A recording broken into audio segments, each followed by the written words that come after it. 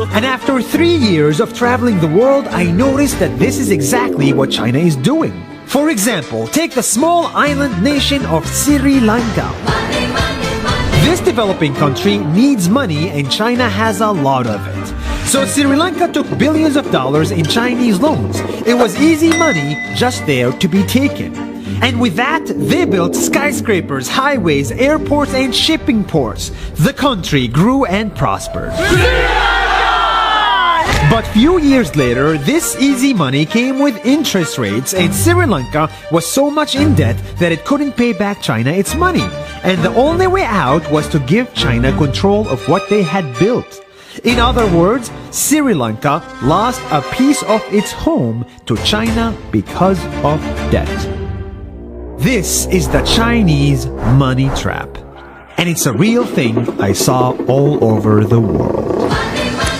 In Papua New Guinea, I saw $2 billion in loans given by the Chinese to build skyscrapers, infrastructures, and ports.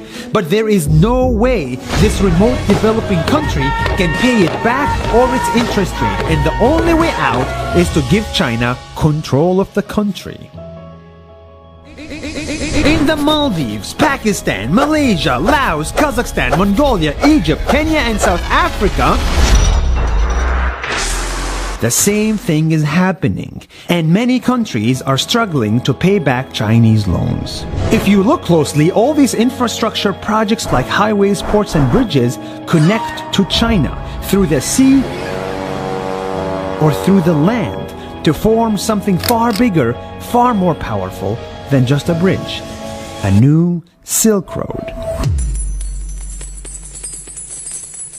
The world is already made by China, and I think slowly it will be owned by China.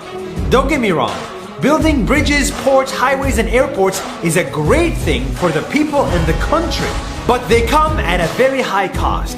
And when these countries can't pay back the loans, these countries will lose their homes. One thing my parents had taught me is that there's no such thing as a free lunch or a free ride.